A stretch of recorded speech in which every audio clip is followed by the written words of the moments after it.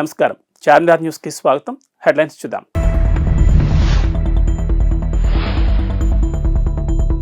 వైసీపీలో బుజ్జగింపుల పర్వం షురు. జగన్ నచ్చజెప్పిన నిర్ణయం మార్చుకోని పార్థసారథి.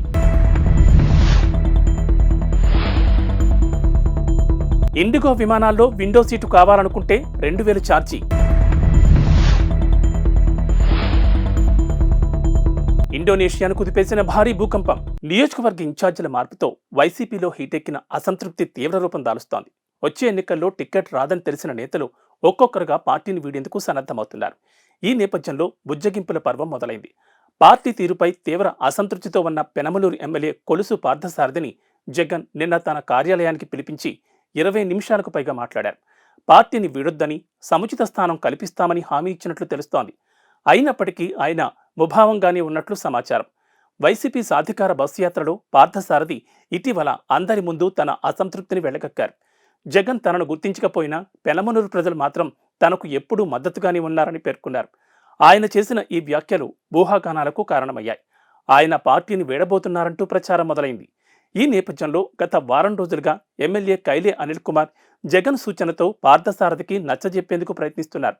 అందులో భాగంగానే నిన్న ఎమ్మెల్సీ మర్రి రాజశేఖర్, అనిల్ కలిసి పార్థసారథిని ముఖ్యమంత్రి వద్దకు తీసుకెళ్లారు. అయితే జగన్తో చర్చ తర్వాత కూడా పార్థసారథి అసంతృప్తిగానే ఉన్నారని, పార్టీ వీడాలని నిర్ణయానికి కట్టుబడి ఉన్నారని ఆయన సన్నిహిత వర్గాలు తెలిపాయి. బడ్జెట్ విమానయాన సంస్థ ఇండిగో ఫ్లైట్ టికెట్ రేట్లను అప్డేట్ చేసింది. ప్రయాణికులకు సౌకర్యవంతంగా కాస్త ఎక్కువ లెగ్ రూమ్ ఉండే ముందు వరుస సీట్ల బుకింగ్పై 2000 ఫిక్స్డ్ ఛార్జ్ నిర్ణయించింది. ఇక విండో సీట్ బుకింగ్ పై 2000 ఛార్జ్ చెల్లించాల్సి ఉంటుందని ఇండిగో వెబ్సైట్ పేర్కొంది. 222 సీట్లు ఉండే A321 విమానం ముందు వరుసలో విండో సీట్ బుకింగ్ పై 2000, నడకదారి సీటు బుకింగ్ పై 1500, అదే వరుసలోని 2వ, 3వ సీట్ల బుకింగ్ పై 400 ఛార్జీలు ఉంటాయని తెలిపింది. 232 సీట్లు ఉన్న A321 ఫ్లైట్, 180 సీట్లు ఉన్న A320 ఫ్లైట్ కూడా ఇవే ఛార్జీలు వర్తిస్తాయని తెలిపింది. ప్రయాణికులు ఒకవేళ ప్రాధాన్యత సీటు అవసరం లేదనుకుంటే అదనపు ఛార్జీలు లేని సీట్ను ఎంపిక చేసుకోవచ్చు.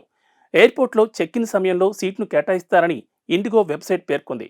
కాగా ఇండిగో దేశంలోనే అతిపెద్ద విమానయాన సంస్థగా ఉంది. దేశీయ విమానయాన రంగంలో 60% పైగా మార్కెట్ వాటాను కలిగి ఉంది. ఇటీవల తరచూ సంభవిస్తున్న భూకంపాలతో అతలాకుతలమవుతున్న ఇండోనేషియాను భూకంపం మరోమారు కుదిపేసింది.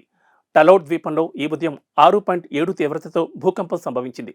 ఈ కారణంగా సంభవించిన ఆస్తి, ప్రాణ నష్టానికి సంబంధించిన వివరాలు తెలియరాలేదు. జాతీయ భూకంప కేంద్రం ప్రకారం భూకంపం భూమికి 80 కిలోమీటర్ల లోతులో సంభవించింది. న్యూ ఇయర్ రోజున జపాన్లో 7.6 తీవ్రతతో సంభవించిన భూకంపం పెను నష్టాన్ని కలిగించింది. దాదాపు 100 మంది ప్రాణాలు కోల్పోగా 200 మంది ఆచూకీ ఇంకా తెలియరాలేదు. గత 8 ఏళ్లలో జపాన్లో సంభవించిన భారీ భూకంపాల్లో ఇదొకటి. పుస్తక ప్రియులు ఎప్పుడిప్పుడా అని ఎదురుచూసే హైదరాబాద్ నేషనల్ బుక్ ఫేర్ తేదీలు వచ్చేశాయి. ఈ ఏడాది 36వ బుక్ ఫేర్ ఫిబ్రవరి 9 నుంచి 19 వరకు జరగనుంది. ఈ మేరకు బుక్ ఫేర్ కమిటీ సోమవారం ప్రకటించింది. ప్రతి ఏడాది మాదిరిగానే ఈసారి కూడా ఎన్టీఆర్ స్టేడియం వేదికగా దీన్ని నిర్వహించనున్నారు. ఈ మేరకు కార్యవర్గ సభ్యులు నిర్ణయించారు. బుక్ ఫేర్ ఆఫీసులో అధ్యక్షుడు జూలూరు గౌరీశంకర్ అధ్యక్షతన సోమవారం కార్యవర్గ సమావేశం జరిగింది. ఈ సమావేశంలో కోశాధికారి పి రాజేశ్వరరావు, మాజీ కార్యదర్శి శృతికాంత్ భారతి, ఉపాధ్యక్షులు నారాయణ రెడ్డి, కోయ చంద్రమోహన్, సహాయ కార్యదర్శి శోభన్ బాబు, జనార్దన్ గుప్తా, కవి యాకూబ్, శ్రీకాంత్, బాలరెడ్డి తదితరులు పాల్గొన్నారు. కమిటీ కొత్త సెక్రటరీగా ఆర్ వాసు బాధ్యతలు స్వీకరించారు. పుస్తక ప్రియులు, పాఠకులు ఈ ఏడాది బుక్ ఫేర్ అవకాశాన్ని సద్వినియోగం చేసుకోవాలని కార్యవర్గ సభ్యులు కోరారు. ఎవరి కాళ్ళు పడితే వారిని పట్టుకోవాల్సిన అవసరం తనకు లేదని, తనకు ప్రాధాన్యం ఇచ్చిన జగన్ కాళ్ళు తప్ప మరెవరివి పట్టుకోబోనని ఏపీ డిప్యూటీ సీఎం నారాయణస్వామి పేర్కొన్నారు. తాను కాళ్ళు పట్టుకున్నానంటూ వస్తున్న విమర్శలకు ఆయన ఇలా బదులిచ్చారు.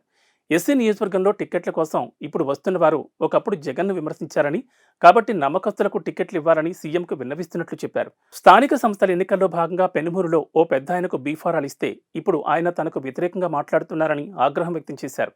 చిత్తూరు జిల్లా ఎస్ఆర్పురం ఎంపీడీఓ కార్యాలయంలో నిర్వహించిన పింఛన్ల పంపిణీలో ఆదివారం ఆయన చేసిన ఈ వ్యాఖ్యలు నిన్నటి నుంచి వైరల్ అవుతున్నాయి.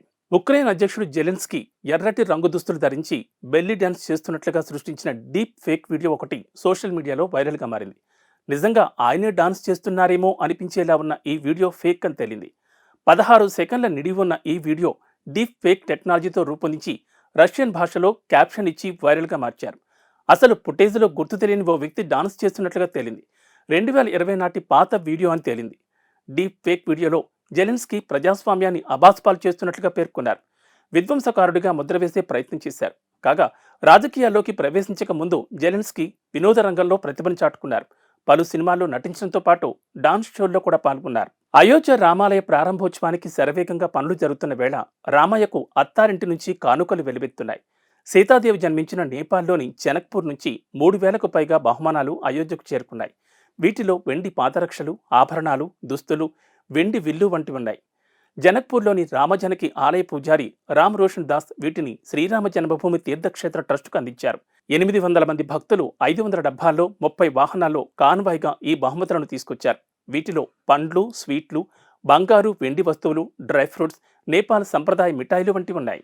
దేశంలో 2వ అత్యున్నత క్రీడా పురస్కారం అర్జున్ అవార్డు దక్కడంపై team India star pacer Mohammed Shami ఆసక్తికరమైన వ్యాఖ్యలు చేశాడు.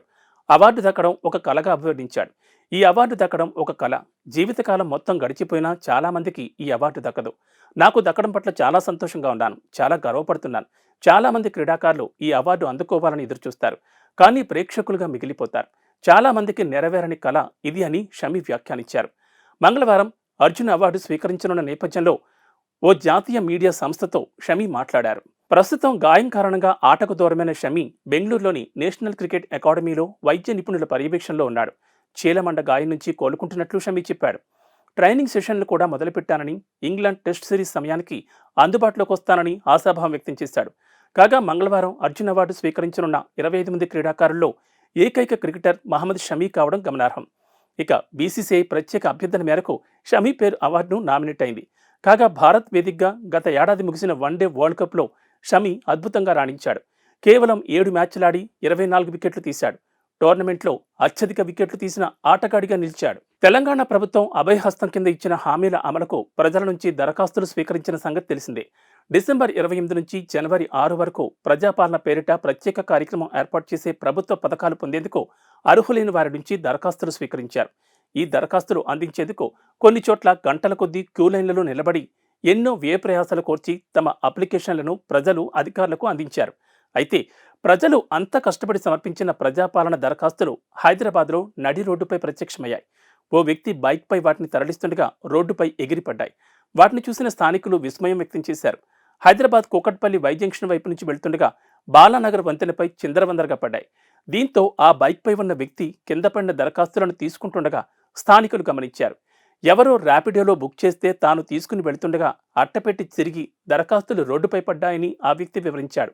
ఇతర వివరాలు తెలియదని చెప్పాడు. అట్టపెట్టిలో 500కు పైగా దరఖాస్తులుండగా వాటిపై హయత్ నగర్ సర్కిల్ పేరు రాసుంది. అసలు సంబంధం లేని ప్రాంతానికి అవి ఎందుకొచ్చాయన్నది ప్రశ్నార్థకమైంది. ప్రజాపాలన దరఖాస్తులు ఇలా నిర్లక్ష్యంగా ఓ చోటు నుంచి మరో చోటుకు తరలించడంపై ప్రజలు ఆగ్రహం వ్యక్తం చేస్తున్నారు. తాము పనులు చెడగొట్టుకుని గంటల తరబడి లైన్లలో నిల్చుని పథకాలు వస్తాయన్న ఆశతో అప్లికేషన్లు ఇస్తే ఇలా నిర్లక్ష్యంగా వ్యవహరిస్తారా అని మండిపడుతున్నారు. ములుగు జిల్లా కమలాపురంలో బల్లాపూర్ ఇండస్ట్రీస్ లిమిటెడ్ కంపెనీ పునరుద్ధరణపై సీఎం రేవంత్ రెడ్డి సీనియర్ అధికారులతో సమీక్ష నిర్వహించారు. ఈ మిల్లులో వస్త్రాల తయారీకి ఉపయోగించే కలప గుజ్జు తయారవుతోంది. 2014లోనే ఈ మిల్లు మూతపడింది. దీంతో చాలా కార్మిక కుటుంబాలు ఉపాధి కోల్పోయాయి. వీరందరికీ ఉపాధి కల్పించడంతో పాటు స్థానికంగా ఉద్యోగ కల్పనకు వీలుగా ఈ మిల్లును తిరిగి తెరిపించేందుకు సీఎం చొరవ చూపారు. నేషనల్ కంపెనీ లా ట్రిబ్యునల్ తీర్పు ప్రకారం ప్రస్తుతం బిల్ట్ కంపెనీ ఆస్తులు Finquest financial solutions private limited అధీనంలో ఉన్నాయి. ఆ company MD Hardik Patel, ITC paper boards division CEO Vadiraj కులకర్ణితో పాటు సంబంధిత అధికారులతో సీఎం రేవంత్ రెడ్డి సోమవారం సమావేశమయ్యారు. ఫ్యాక్టరీని పునరుద్ధరించాలని ఆలోచనను వారితో పంచుకున్నారు. ప్రభుత్వం తరపున తీసుకోవలసిన చర్యలు, సాధ్యాసాధ్యాలను చర్చించారు. ఏపీఎస్ఆర్టీసీ ఉద్యోగులకు ప్రభుత్వం గుడ్ న్యూస్ చెప్పింది. నైట్ హాల్ట్ భత్యాన్ని ఫిబ్రవరి 1న జీతంతో పాటే ఇచ్చేందుకు సంస్థ ఈడీ బ్రహ్మానందరెడ్డి హామీ ఇచ్చారని ఎంప్లాయీస్ యూనియన్ తెలిపింది. ఈ అంశంపై సోమవారం ఆయనతో చర్చించినట్లు యూనియన్ అధ్యక్ష ప్రధాన కార్యదర్శులు పలిశెట్టి దామోదర్రావు, నరసయ్య తెలిపారు. మిగిలిన బత్యాలు, బకాయిలతో సహా ఉద్యోగులకు వచ్చేలా చర్యలు తీసుకోవాలని కోరినట్లు ఆ ప్రకటనలో తెలిపారు. మరోవైపు సంక్రాంతి పండుగ సందర్భంగా మరో శుభవార్త ఇచ్చింది. ఫిబ్రవరి 1వ తేదీ నుంచి అమలయ్యేలా కొత్త వేతనాలను వారికి చెల్లించనుంది. ఏపీఎస్ఆర్టీసీ ఉద్యోగుల డిమాండ్లను పరిష్కరిస్తోంది. ఇప్పటికే జీతాలతో పాటు అలవెన్స్లను కలిపి చెల్లిస్తోంది. జనవరి 1వ తేదీ నుంచి ఈ విధానాన్ని అమల్లోకి తీసుకొచ్చింది. Night out, day out, overtime అలవెన్స్లను అప్పటి వరకు ఆలస్యంగా చెల్లిస్తూ వస్తోంది. కానీ ఆర్థిక పరిస్థితుల వల్ల అలవెన్స్లు చెల్లింపులు ఆలస్యమయ్యాయి. ఇవి బులెటిన్ విశేషాలు. నమస్కారం.